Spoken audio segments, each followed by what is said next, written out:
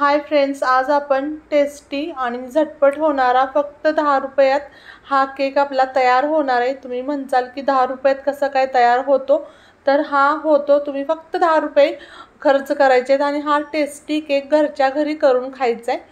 तर प्रथम आपण याची पूर्वतयारी म्हणून कढई प्रीहीट करायला ठेवूयात। तर ओव्हन मध्ये न करता मी आज कढईमध्ये हा केक बनवते, जेणेकरून सर्वांनाच केक हा घरच्या घरी बनवता येईल। तर खाली कढईमध्ये मीठ घातलेलं आहे, नाही घातलं मीठ तरी सुद्धा चालेल, पण सगळ्यात महत्त्वाची स्टेप म्हणजे आपली कढई प्रीहीट खूप छान पद्धतीने झाली पाहिजे। तर इथं मी फक्त 10 रुपयेवाले बिस्किटचं पॅकेट घेतलंय एक।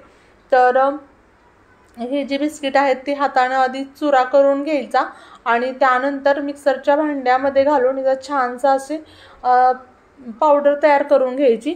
तर सगळ्यात महत्त्वाचं म्हणजे काय होतं, आपल्याला वाटतं की बिस्किट पटकन बारीक होईल, पण छोटे छोटेसे असे कण त्यामध्ये राहतात। मग त्यानंतर थोडंसं आपल्याला मग मेहनत घ्यायला लागते। त्यापेक्षा आधीच आपण व्यवस्थित मिक्स करून हे पावडर बिस्किटची करून घेतली तर मग काय होईल, आपल्याला जास्त वेळ त्याला मिक्स करावं लागणार नाही। आता ही जी बिस्किटची पावडर तयार केलेली आहे ती एका बाउलमध्ये मी आधी काढून घेते। तर या बिस्किट फ्लेवरच्याच केकला आपण चॉकलेट फ्लेवर देणार आहोत। तर यामध्ये मी 2 चमचे साखर घातले बारीक केलेली आणि 2 चमचे कोको पावडर घातले, त्यामुळे चॉकलेट फ्लेवर आपला केक तयार होईल। आता हे ड्राय जे इन्ग्रेडियंट आहेत ते सर्व आधी मिक्स करून घेतले। त्यानंतर आपला केक आतून छान मऊ ड्राय पडू नये त्यासाठी 1 चमचाभर फक्त मी तेल घातले आणि आता हे सर्व व्यवस्थित आधी मिक्स करून घेते।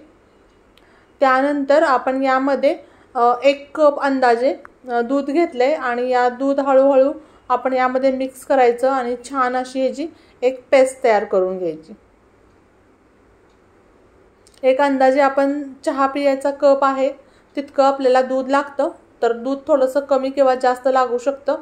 आता या केकचा जो माझ्याकडे टीन आहे त्याला आपण तेल लावून घ्यायचं। यामध्ये बटर पेपर वगैरे टाकायची सुद्धा काही आवश्यकता नाहीये।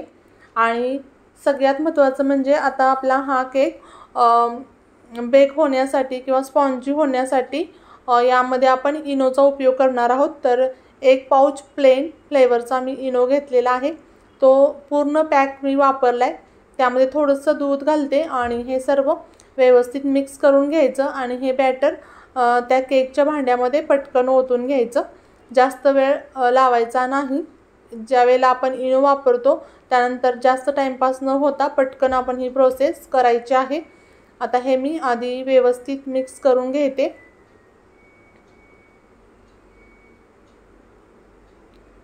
आता हे पूर्ण बॅटर आपण केक टीन मध्ये ओतूया। खूप झटपट हा केक तयार होतो आणि लॉकडाऊन मध्ये प्रत्येकाच्या घरी हा एकदा ना एकदा केक तर प्रत्येकाने बनवलेलाच आहे। आता आपण ह्याच्यावरती डेकोरेशन म्हणून मी थोडेसे काजू आणि बदाम पसरवणार आहे आणि त्याची मज्जा सुद्धा तुम्हाला पुढे बघायला मिळणार आहे। मी इतकं छान व्यवस्थित डेकोरेशन केलं। मला असं वाटतं की 1 चमचाभर दूध, 1 चमचा ते 1.5 चमचा दूध, थोडंसं या बॅटरसाठी जास्त झालं की काय असं मला वाटते।